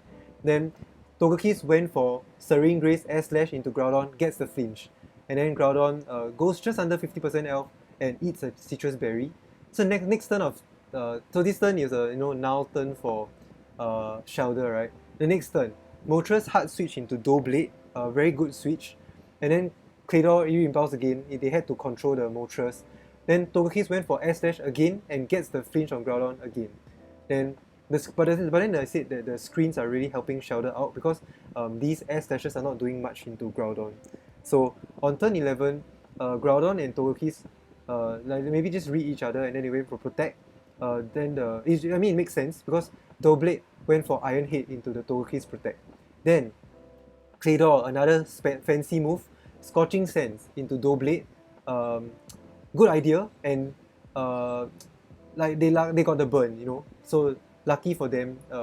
Scorching Sands 30% got the burn into Doublade, who's an important mon on the Shellder's side. So next turn, I think this is the last turn of Trick Room. Doublade goes for the Iron Head into Togekiss, and they get the Revenge Flinch, although the chance is much lower. Then Claydol went for Scorching Sands, but this time into the Groudon slot. I think they were confident that with Togekiss, Air Slash, and then the double up will kill Groudon. So it might be an unfortunate play on STARBOYS' end because they left Doublade unchecked, and Doublade managed to get the flinch. Togekiss didn't kill the Groudon, and the Tailwind ends, and Groudon is now the fastest on the field. So Trick Room ends, and now the Blastoise, wow, oh my gosh, I'm going crazy. The Trick Room ends, and the Groudon is the fastest on the field. So now, like, once the Togekiss goes down, so on that turn, Groudon was free, because it didn't flinch, it didn't get hit by Air Slash, it was free to go for the kill on Togekiss with Iron Head. So now it's a 2v1 double up against the Claydol slot, but then the Claydol slot had 3 mons, still fairly healthy, so it's a 3v3. So now, I think essentially Claydol just needs to get another Trick Room, right? So the Doublade went for Shadow Sneak, it was burnt, not doing much damage, and Groudon went for Iron Head. Because it cannot P-Blades, it cannot Fire Punch. So logically, Iron Head was the best move that Groudon could go for, right? Then it got the flinch on the Claydol. I think this part is where STARBOYS were very salty because they thought they could easily seal the win with the Trick Room setup and the Blastoise and the Goodra in the back. Yeah, so very unfortunate for them. The Claydol survived at 10 HP and 10% and got the flinch. So couldn't set up Trick Room. Then I think that's it already. Groudon could Iron Head again, and the Shellder went for the opportunity to Swords Dance on the Doublade. It's super cool. Then Goodra switches in, Doublade goes for Shadow Sneak, and then there's a single target P-Blades from Groudon. That's the end of Goodra, with 1 minute left on the clock. So I think STARBOYS tried to stall out to preserve differential, not wanting their Blastoise to go down, but in the end, because of those 2 lucky flinches, Shellder got the win. But overall, I just think that this match was very well played. It was very back and forth, like very smart prep on STARBOYS' end to go and set up Trick Room, and then go for their their tag with Air Slash, Serene Grace, Togekiss, and I think it sort of worked out. But in the end, the Trick Room turn just whittled down, and like the screens really came in so handy for Shellder, and they were able to last the whole game. Yeah, this was a game with a lot of RNG. Like overall, I think the odds probably favored STARBOYS, right? But then there was just a lot of different RNG stuff, like a double flinch from the Togekiss and then 2 flinches from the Iron Head. So yeah, like I don't know, could have gone either way. But then even if Claydol sets up Trick Room, it's quite difficult because like, it's like one it wasn't shot threatening against the Doublade world. that much, right? Yeah. And then Doublade, Moltres, Groudon was still there. And they had to KO all 3 of those with Goodra and a physical Blastoise in the back. Yeah. Which might have been possible, but you know, it's gonna be a very close one. Even if Trick Room does I think go up Goodra had in to that be case. Goodra had to be a special attacker, possibly with Flamethrower, to do good Yeah. damage to the Eviolite Doublade. I think you cannot And underestimate. something like Thunder, right? Thunder, Yeah. Thunderbolt. Yeah, I feel like Doublade has been a very good asset on the Shellder's end. I think you cannot underestimate it. It's very, very bulky on the physical side. I think it gets access to Body Press, and then this week it showed that it even gets access to Swords Dance. So I think the Hex was give and take because Shellder got a lucky burn onto the Doublade. If not for the burn, the Doublade would have done way more damage, and I think Shadow Sneak would have easily taken out the Claydol there. So I think the flinches just sort of even out the hex, and maybe Doublade just wanted to fight harder, so it helped the team a lot with that one flinch on the Togekiss. Yeah, denying the KO on Groudon. And then one thing I wanted to shout out on both sides, on the Shellder's end, the Regieleki Electroweb into Instruct was super sick for the Blastoise. Like, assuming it was on purpose, right? Like, assuming their Oranguru is meant to outspeed a -1 Blastoise, that's so smart, because then you get a -2 right away. Yeah, it Plus felt a ton of damage, even on the max Blastoise. Yeah, it felt like it was intentional. I think this is a super good I think so. Oranguru set. You cannot fake it out because it has inner focus. Then maybe just put a little bit more speed on the Oranguru so that it gets off screens first before the opponent attacks. So very, very well prepped on Shelder's end. Yeah, very cool. Then very funny. I saw the Ileki also had. If you guys click on the Pokepaste, Ileki also had light screen. So they really wanted to go for screens. Not sure why. Yeah, but well, their STARBOYS team is like pretty special on paper, right? So it makes sense. Oh, like okay. Blastoise, Goodra, Togekiss, maybe, but yeah. And then on the STARBOYS and the prep that I thought was really cool was a Claydol set. It felt like they had everything they needed exactly right. Like they had Trick Room, they had Eerie Impulse, and they had Scorching Sands, and those all came in very useful in that game. Super cool. I wouldn't expect a Claydol to have Eerie Impulse, so I really have to do my research there. And so I just want to say, KS, hi, welcome back. Hello. I just want to say, like, that turn, if the Ileki just went for Thunderbolt, because they know that, like, they can call that the Blaziken is gonna play defensive. Man, if they just went for the Thunderbolt, that's it for the Blastoise. So still, very careless dynamics on STARBOYS end. Yeah.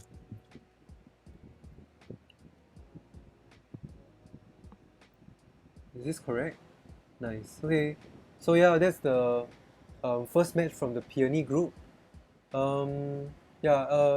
Lastly, shoutouts to Shelder's nicknames. Very creative adjectives. Yeah, very very nice team. I think it suits the Mons also somehow. And there was one point they sent out no the Doublade. So it says no go. Like, because the Doublade is an X, right? So it said no go. It's quite cool. Okay, so next match will be that's my match. Your game. Let's go. Yeah, so I guess this is the match that was quite highly anticipated because it's the first time where in our league where two undefeated teams had to go head to head to each other, and then one team is definitely gonna get the loss. So, man, my team we were super like nervous going into the match because like we couldn't think of a good way to take care of a Dialga if the Dialga were to Dynamax turn 1, especially with Liepard support, because Liepard can keep spamming fake tears to help the Dialga, even like Screech to help a physical Dialga.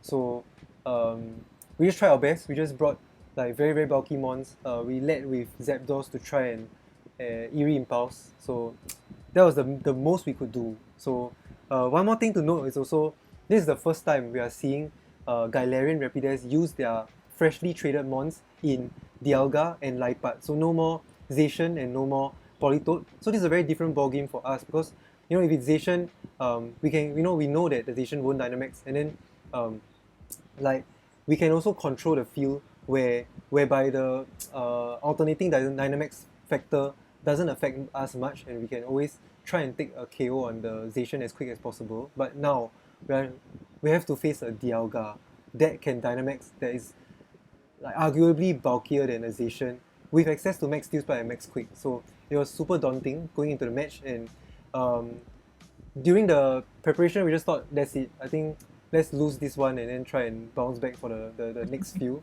But then apparently this wasn't the case. Whoa, hang on, what's this?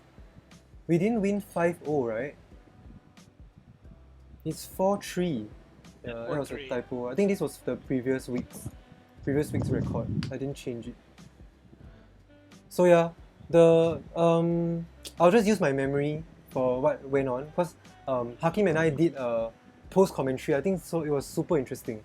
So we led with Sneasel and Zapdos, fully like expecting like a Dialga lead. So we got it right, Dialga Liepard, and then we know straight away we're gonna fake out the Liepard and Eerie Impulse the Dialga, and then the rest we are on our own. We only know this first turn, we only know what to do on the first turn, and we don't know the rest. So very interesting, the Dialga smartly switches out into Kotorita. I think very smart to not fall for the trap and waste Dynamax turns straight off the bat. So it kind of ruined our plans there.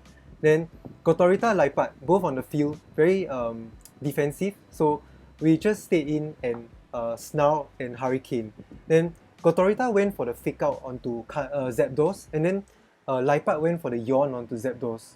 So revealing Yawn, very interesting. They want to trap us and put us to sleep. I think this turn, Rapidazz also thought, like in reflection, that they could straight away go for Liepard with Yawn and then Kotorita with Trick Room. The Kotorita didn't need to go for fake out there. So next turn, the Liepard hard switch into Relicanth, and then Kotorita went for Trick Room because we couldn't stop it. Because our Sneasel, we didn't prepare Taunt. So all set up, the Relicanth was in Trick Room, ready to just click Rock Slide and do good damage into our team. The Zapdos, we knew we were going to sleep, we knew we couldn't switch, so we went for the Hurricane into the Relicanth slot to call the switch, which we got it, and then fish for the confusion, but we didn't get it. So Zapdos went to sleep. Then Relicanth just went for what's that? Rock Slide, and then the Kotorita hard switch back into Dialga because Rapidazz countered the Dynamax turns, and when they switched into Dialga, that turn Dialga could max. So we were facing down, like Sneasel and Zapdos were facing down a Relicanth and a Dialga with the potential to max. So very scary, but the Dialga didn't max. The Dialga just went for Thunderbolt. At this point, Hakim was like, yes, we finally figured the Dialga set. It's not physical, so we have a chance because the Dialga is special. So the Zapdos, it missed one rock. The Relicanth missed one Rock Slide onto Zapdos, but even if the Rock Slide hit, we still had a Citrus Berry. So Zapdos was finally able to wake up on one of the turns, but it got flinched by the Rock Slide, so we didn't get the Eerie Impulse off on the Dialga. Then Sneasel, we went down to Sash on one turn of Rock Slide, and we managed to set up Reflect because we can't get flinched with Inner Focus. Then we died to the next turn of Rock Slide. I think it's fine, right? Because even if the Kotorita switched out, on that turn, we can't afford to anyhow switch out the Sneasel to let our mons in the back take unnecessary damage. So we just let Zapdos and Sneasel go down. Then there was one turn Zapdos was still healthy and awake, but Hakim, like by looking at the mons he had, he was thinking, oh, why don't we switch in Sandaconda in front of the Relicanth? Because Relicanth will just keep clicking Rock Slide, right? It won't go for a water move into the Zapdos slot.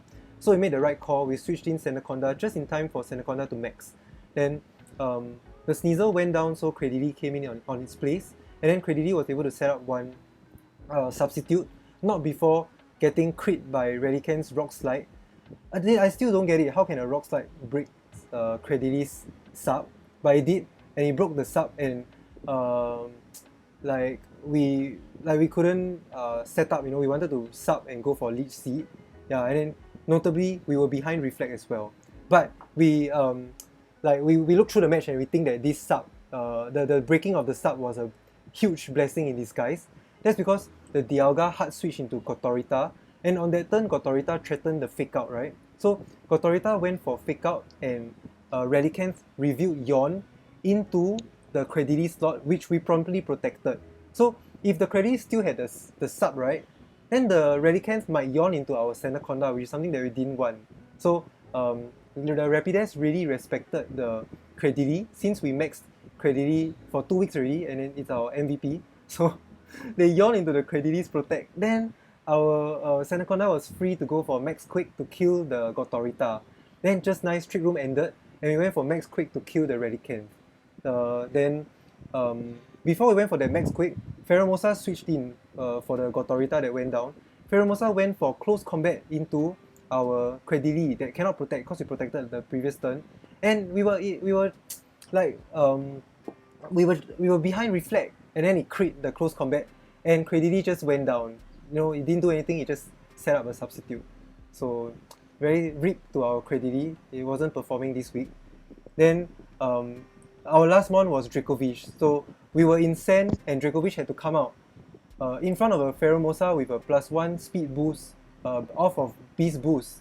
So that's looking super bad for Dracovish because even in Sand we can't outspeed a +1 Pheromosa. So after killing the Relicanth, the Liepard came in.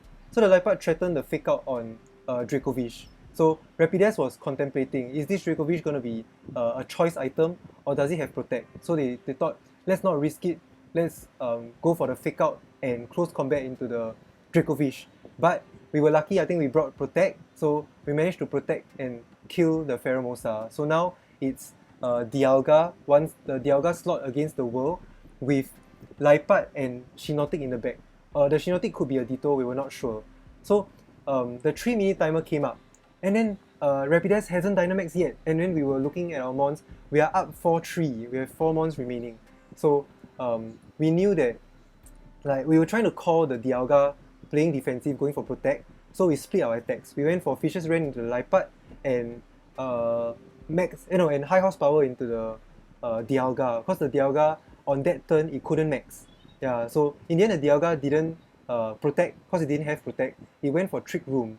Then our Dracovish went for Fishes Ran, but it didn't kill the Liepard. I think the Liepard was very bulky. And then again, this is a blessing in disguise, because if we killed the Liepard, then the Dialga will have set up Trick Room and Shinotic will come in for free. So I think we counted our lucky stars there, not being able to kill the Liepard. Then the Liepard ate like a figgy berry or something, very strange. So then the Dialga set up Trick Room, and Hakim was like, wow, this is so good for us, because the sand disappeared. Sandaconda will be the fastest on the field. So we just went straight for the High Horsepower into the Dialga that max guarded. Then the Dracovish just went for Fishes Ran into the Liepard slot. The Liepard switched into Shinotic. So generally all their mons took so much damage. So even if they were to take one more KO, I think we still had the upper hand by the time the timer ended. So we managed to win the game 4 and 3, really using the timer to our advantage. So kind of lucky. I think without the timer, there's still a chance we can try and claw back, but I think the timer just helped us a lot. Yeah. Whew, Yeah, that was that a was mouthful. really well played from your guys' end, like on the receiving end of RNG this time, but still managed to position everything right, get Sandaconda with Quake boost in instead of the Gmax version for a special offense boost against the Dialga was really smart. And then yeah, just like when they set up Trick Room, it didn't end up like being a bad thing for your team at all because of your Sandaconda, and then you didn't have like a super fast Scarf, Dracovish or anything. So yeah, that was really good prep and really good playing. Yeah, man, it was such a exciting match. And then at the end, we were so happy that we won, and we popped off like crazy. I mean, It was the very PowerPoint embarrassing. Yeah. was It funny. was very embarrassing. I mean, I feel like they mistargeted and didn't spread enough damage when Yeah, they for had chances to. So Yeah, that's That- true, because you know, like the Trick Room plan was very strange because only Relicanth could do damage, right? Possibly even Dialga, but they had to switch in because you can see that the Trick Room setters are Dialga and Gotorita on that slot. Then it's a bit strange, right? You have to set Trick Room with your Gotorita, then you hard switch into Dialga because Gotorita is so bulky, it won't go down. So you have to hard switch into Dialga, wasting one turn of Trick Room to try and get Dialga going in Trick Room. So somehow I felt like their Yeah. plan wasn't very fully thought through. they should have switched. I feel the like, two, yeah, right? maybe or the had Gotorita, Gotorita on the other side. yeah, maybe the Gotorita switch with Yeah. Liepard, then that'll be pretty cool. Or maybe like the Gotorita switch with Shinotic.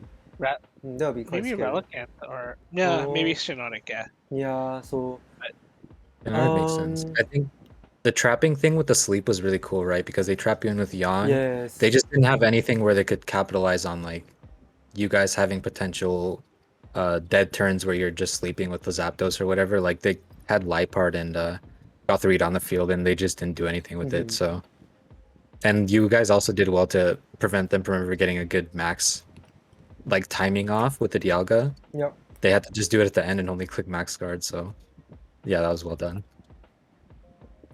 Then I Yeah. think maybe this is the first time they are using Dialga and Liepard. Because back in like the weeks 1 to week 4, it was very clear the Gotorita is always in the player 2 lead slot. But this time they chose, maybe instead of Gotorita, let's go with the Liepard in the player 2 lead slot, right? So maybe they didn't know where else to put the Gotorita, and then that sort of put a wrench in their plans. So it's something that they can learn going forward from this match. I think, this match really revealed a lot of flaws in maybe this, like trying to use this Liepard to its full potential. Yeah, it's the first time they didn't max Kingdra, right? So Yeah. So Yeah, I didn't even bring it. yeah, I think it makes a lot of sense to not bring Kingdra because we have a Milotic, we have a Credilli, so Max Geyser is now and Void, and we have a Wigglytuff to switch into like Dragon moves. So I think the Gotorita and Kingdra lead might still be interesting, but I think we still can have it handled pretty okay. Yeah, they lost one of their big options though, because like before when they were leading Gothorita Kingdra, they could either just stay in with Gothorita and keep you trapped, or they could switch out into Politoed and do a ton of damage. This time they have to switch out into like Liepard and then manually set Rain Dance, so it's gonna take quite a like longer time in that sense. Yeah, true. It takes a few more turns now, right? Instead of just having the freedom to just switch things in. Yeah, it's not such like a hyper, kind of like what Aleki Goth is doing right now in like Series 9. It's not such a like really oppressive thing where you can just have Kingdra Goth and then switch out into Politoed if you want to, or just stay in. True. Yeah, so I think maybe Rapidazz will have to start getting used to their team in the future weeks. Just gonna be different. Yep, so that was the match. Still a very close game. I think still quite well fought on the Rapidazz end. I thought they brought interesting techs, and then somehow they felt crippled not being able to bring Kingdra and Moltres, and they still tried to make the best out of it. Yeah. Yeah. Okay. So last match now. Just a quick note. There was a match, Team OC versus Yellowstone Yampers, but then Team OC, I think one of their members are too busy and then he went AWOL, so unfortunate for them.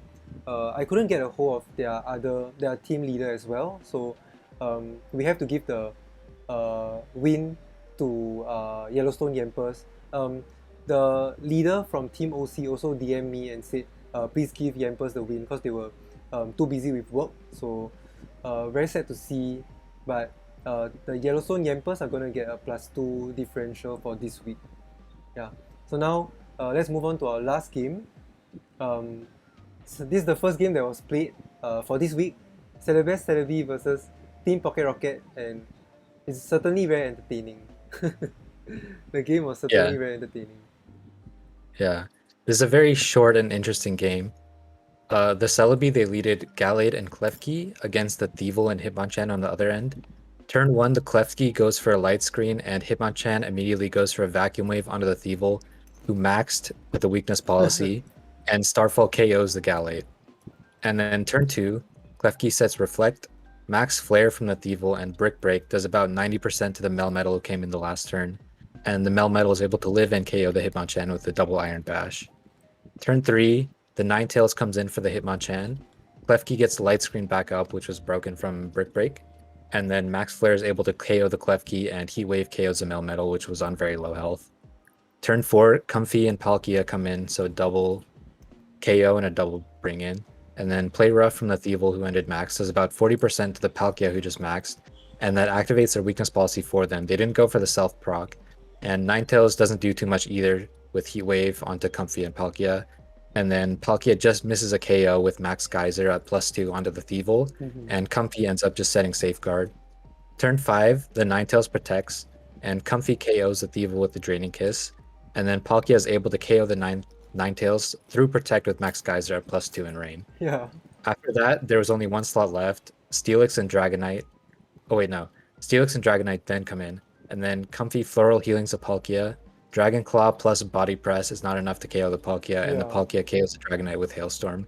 After that is when there's only one slot left. And then Palkia just keeps going for healing onto Palkia. Sorry, Comfey keeps going onto healing onto Palkia. And then it's just able to KO Steelix with Hydro Pump and then Venusaur with Ice Beam. Yeah. So that was a very cool Palkia reverse sweep. Then Yeah.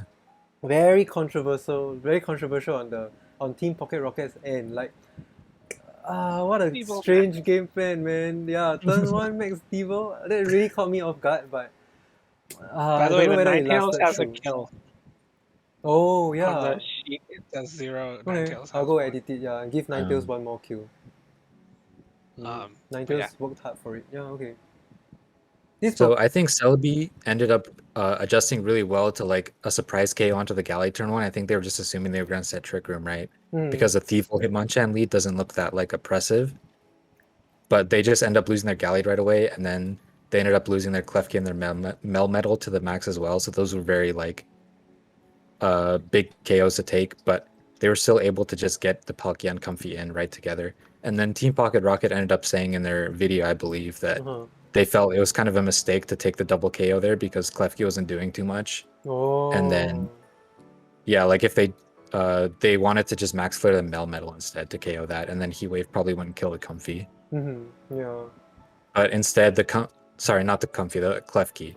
And then the Comfy and the Palkia were able to just get in next to each other, which was very strong from the Celebi's end.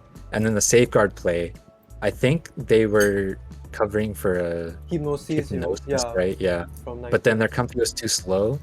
But either way, like, I don't know. I wonder what would happen if they just went for the Hypnosis there. I don't think they even had it, but if like Hypnosis went off, that would be a very different game. But either way, it was very smart for in the end game, just save it for Venusaur. They had just the perfect one turn where the Venusaur couldn't sleep powder their Palkia, and they were safe to go for a nice game. Yeah, I thought that was interesting, and I think maybe like just taking Hypnosis on the Ninetales. Ninetales is very very fast and like kind of fast in this metagame, in this matchup. And maybe the Hypnosis was the way out for Team Pocket Rocket. If they got it, it should have helped them a lot. Yeah. Now personally, I don't run Hypnosis on. I mean, I might, because there was a week we wanted to give up and just run blind Hypnosis on our Milotic. Yeah. So yeah, true. I mean, so it's definitely a way out. Blind Hypnosis on your Milotic. Yeah, it's definitely a way out that sort of can be respected, I feel. Yeah. So, I think if you guys were to look back at In Space's video from Team Pocket Rocket, I think allowing Celebi to get the Comfy and Palkia like free switch on that one turn, that was it's a tricky call to make, and something that it takes a lot of practice and a lot of experience to try and avoid. So I think Celebi sort of got lucky there. They didn't intend to position that way, but it just so happens to work so well in their favor. Yeah, but I think they were just hoping for the Klefki to just go down at some point anyway, right? Because the Ninetales is obviously putting on pressure with Heat Wave, but like it was a nice foresight in Space's case to look back and then realize, like, if we looked into the future, we don't want the Comfy and Palkia next to each other, so we should just KO the Melmetal, let the Klefki be there, and then you probably could end up taking, or at least getting very close to taking the Comfy before like the Palkia freely switches in. Correct. And Yeah, if they and the hard Comfy switch the was Palkia, big. it's very risky. Yeah. Like, they couldn't do any damage to Palkia because Comfy just kept healing it. Yep. Yeah, very interesting. And I think both teams are very evenly matched. This is a game that, like, despite the very strange turn 1 Thievul max, I think it's still quite back and forth, and I think maybe both teams still had a good chance to win. It's just Celebi just had very good timing, and they managed to max the Palkia at the perfect time. Yeah, I also really like their not proccing their own Palkia right away, because they didn't really need to. Yeah. Let the opponent proc nice. the policy for Yeah. you. So, NG, I'm not sure where your nicknames are from. I think it's some game, right? Like, is it Team Fortress 2. Team Fortress or what? Team Fight Tactics? Yeah, I think Team so. Fortress. Okay. Or is it, maybe it's from Counter-Strike or something? I don't know. I didn't really play either of them. Yeah, so. okay. It's okay. They're very cool nicknames. Thanks for doing this. Then both teams are very even. Oh yeah, I'll show the leaderboard in a bit. But I think really Celebi and Team Pocket Rocket have been fighting really hard in the Peony group. And I think both teams really do have the shot to still fight hard and make playoffs. Yeah, so very well done to both teams. We still haven't seen. I just want to say we still haven't seen the Colossal go burr. It's been 5 weeks already. What time is it, Colossal? I would say from experience, it's pretty hard to make it go burr in Draft League. True. Oh, right, yeah. Real, personal experience there. Yeah. When people are prepped for it, it's much harder. True. Okay, so for Peony group, there were just 3 matches played this week. So congrats to Shellder for a good win, and Infernape and Celebi for winning this week 5 match. So let's jump quickly to the leaderboards.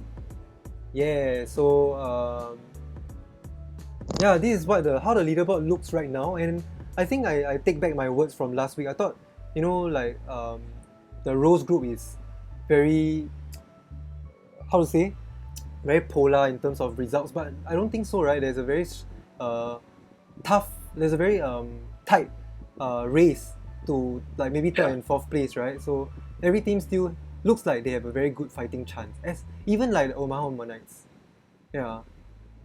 I think actually both leagues or both groups divisions kind of look very similar in terms of like there's 3 teams that are kind of on top, probably pretty safe in playoffs, right? And then it's a race for the 4th place, 5th place, 6th place are very, very close. And then in your case, I think the Yampers also have a chance, but it's just they have to get their differential up first. True. Yeah, I need to shift. Wouldn't they go up to 7? Yep.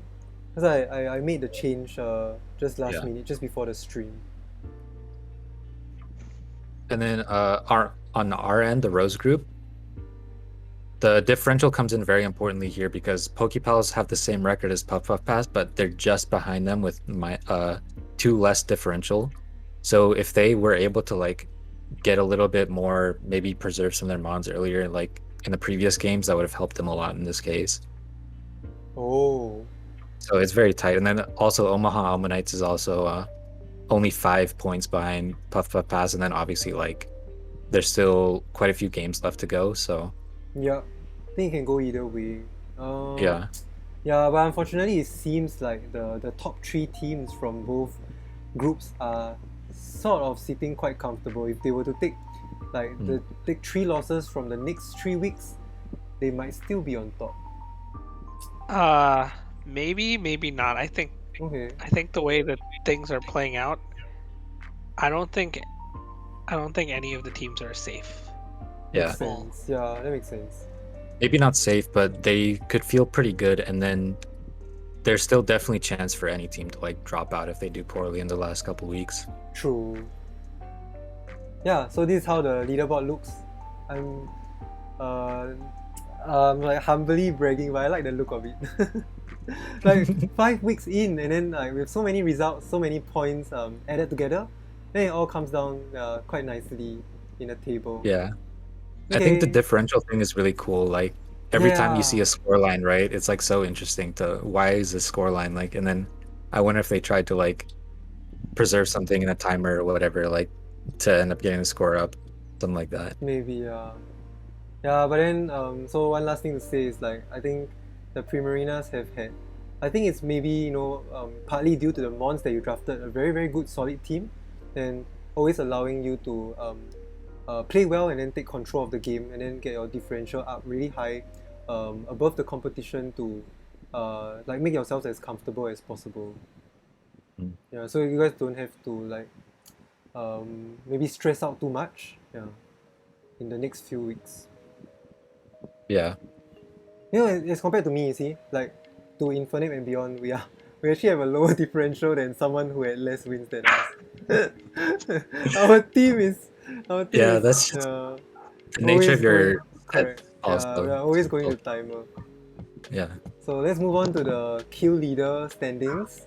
So yo, congratulations to the double Vokes being on top. Double wow, Volk. man, fire Ooh. type OP. I tell you, Incineroar can be up here, you know, seriously. Yeah, he could. But Wait, where's Ensign right where's now? Incin? He got 3 kills now, right? It should be Yeah. Oh. Yeah. somewhere up there. Could be somewhere. No, but I didn't get Oh, any it's kills in the 4. previous weeks. Yeah. Yeah. You know Total why? He 4. got that one kill when he Dynamaxed, but then he went to sleep. Look, Right. it's so poetic. The Incin is right next to the Meryl, stunting Oh my. the performance. So funny. Yeah. And other notable mons up here, like I want to talk about like maybe Meryl, Nuzleaf. Nuzleaf is at 4 kills, very good job. I think it's quite a central member in Pokepel's team because it's the only mon that can go fast in Sun. Like Yeah. Helolis is naturally fast, but then Nuzleaf gets the double speed. Then also like mons like Credily and Executor, quite interesting. A Blade. Yeah, double blade is down here. There it is. See, Yeah. 3 kills. Yeah, impressive use of a mon. Something you don't even see in regular VGC, but does well in draft league format. So very fun to see. Yeah, the mons up here seem to be quite expected. Yeah, then Skarmory and Registeel, we talked about it last week. Yeah. Yeah. Your Sandaconda really skied up Ooh. 8th place. It's really nice. Yeah, nice. Yeah, Moltres also did well this week. Then you see Solgaleo, so kind of could have been up there if you've preserved your Solgaleo better, but nope. Oh yeah, there it is. The homeless one's still up here. Yeah, the homeless mons are always gonna be on the leaderboard. Let's see how many more mons can overtake Kyogre. Because a lot of mons have overtaken Zacian, right? Yeah. They're tied with Kyogre, at least a ton of them. Probably should be next week. Yeah. So nice. You should move Kyogre down to the bottom of the 6s. So it's a... Oh, okay, I'll do that later. Yeah. Let them have something though. Nice. So we're gonna try this week to preserve differential and get lower on their score for Pokepels. Yeah. That's a good idea. That's what They did well to get a +4 this week also, nice, right? yeah. Yeah, really, Pokepels. You guys really have a shot getting into playoffs. Because I really like your run so far. You've been improving like a lot. Yeah. Because there was one week, you guys didn't use the Cobalion properly.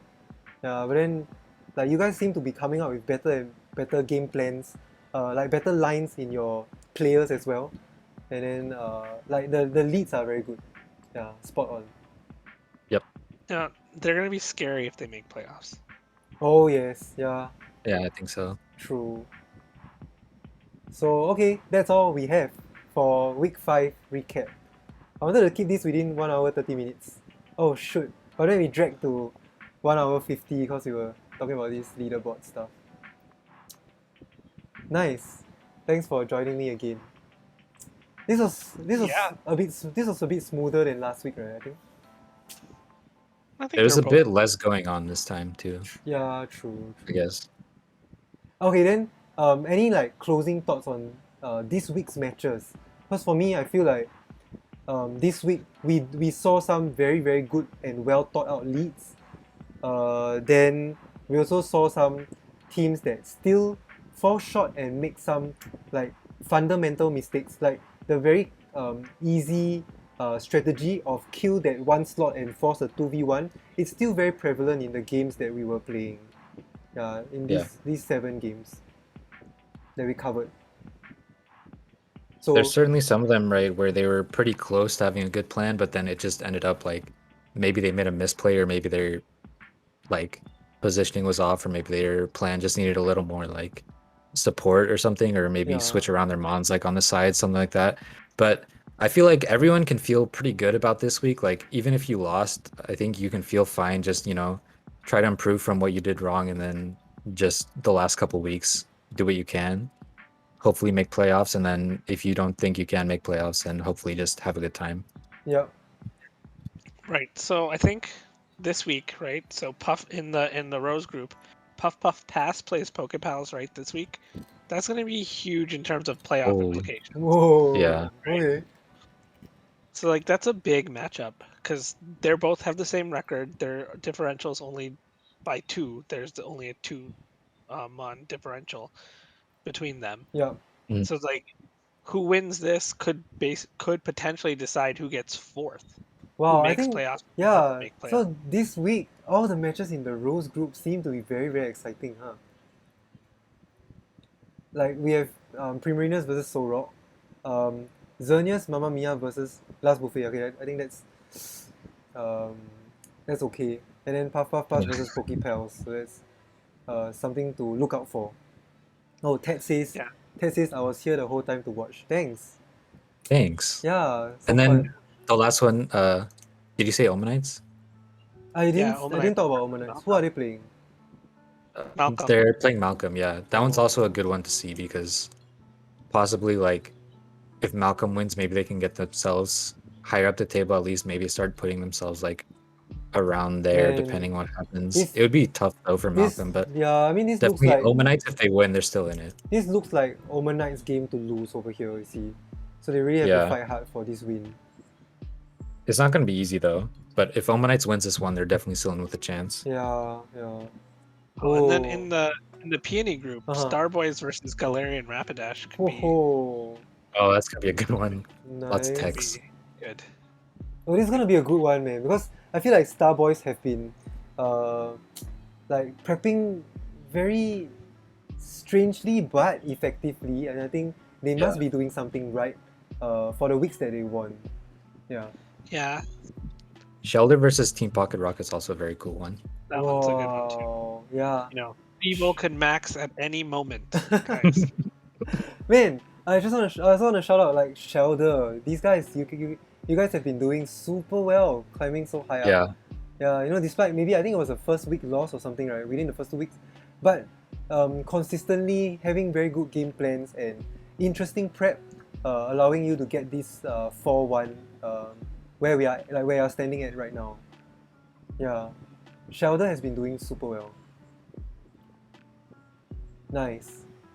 So yeah, that's my closing thoughts. I think this week there were some matches where we see that in a multi-battle there's this small little facet of making the correct targets and then making sure you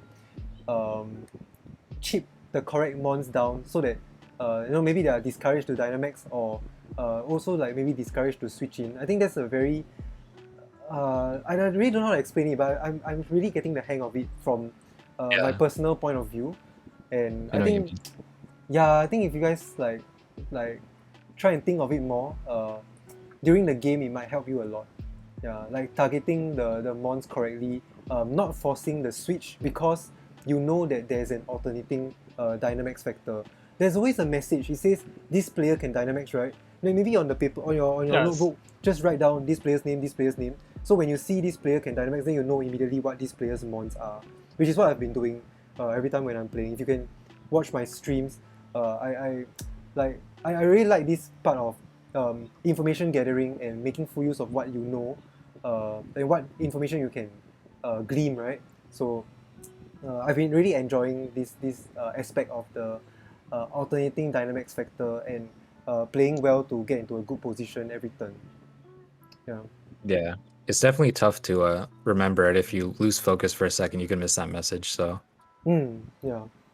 definitely Yeah, something but you can also tell by who your own mons, your right? own players. your own mons. True. Yeah.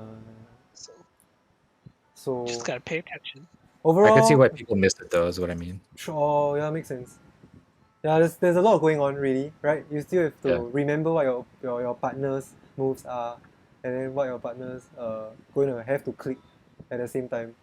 It's so fun. By the way, you can check that right by going into like Pokemon, if you need to remember, you can check that by going into the Switch, like switching Pokemon, and then the Pokemon menu. you can see all of the Pokemon. The thing is that takes one extra step, you know, to click a button. Then you have to click back to click your move, right? So that's true. It might be a handful for some people. I guess so. I mean, you have a full minute for the moves, so yeah, true. you always timer stall your way.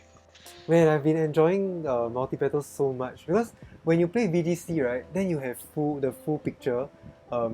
I get to choose this move for this mon, then I get to choose this move for the next mon, right? Whereas when you play Yeah. multi-battles, like then you only get to choose the move for your mon, then your mon, then you don't know what like sometimes you might forget what your partner is gonna do, right? So there's always Yeah. like the doubt that maybe your partner might click something wrong. Then there's no synergy, then something goes wrong. Right? That's why you gotta have good communication with your partner. Yeah, for sure. You have to have some level of trust also. Oh Assuming yeah, you know speaking what of communication, game yeah, plan is. I feel like maybe teams like Shellder, PokePals, wow, they've been like really communicating very well. Like it shows that their teamwork is building, and Yeah. like they're working together as a team and improving together, week by week. So yeah, that's all we have. Yeah, I think that's the end for my video on YouTube. Unfortunately, we got to the 2 hour mark again. So thanks. You can cut out for... quite a bit from the beginning, I think. Oh yeah, true. Yeah, but thanks for sticking with us all the way through. Hopefully this has been an informative recap. Yeah, and then with the remaining 3 weeks, just go ahead, have fun. If you want to prep fancy memes, yeah, just go ahead. Like we saw what Solrock, Evil. like Solrock going for what YOLO team, and then they still somehow managed to squeeze out a win. Man, like these kind of things can happen. Oh dear. Yeah. Yeah, Tivo was a highlight for this week too.